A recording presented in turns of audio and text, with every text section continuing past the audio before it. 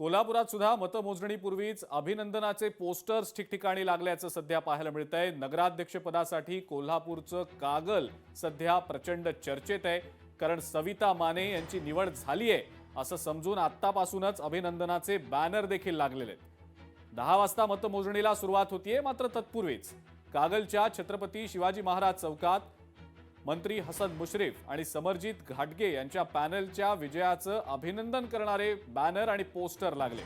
आमचे प्रतिनिधी सतेज औंधकर यांनी याचा आढावा घेतला। काही बॅनर आहेत ते चर्चेचा विषय बनल्याचं आपल्याला पाहायला मिळतंय।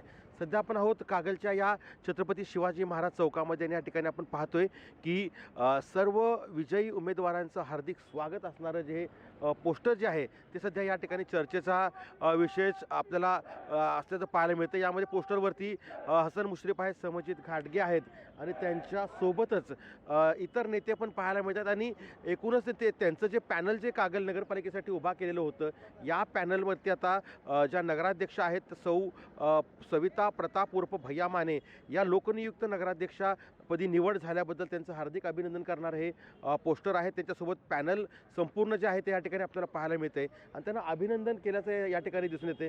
त्यामुळे एकूण जर पाहिलं तर खूप मोठ्या प्रमाणावरती जे कार्यकर्त्यांना नेत्यांना कॉन्फिडन्स या ठिकाणी आल्याचं देखील या ठिकाणी दिसून येते।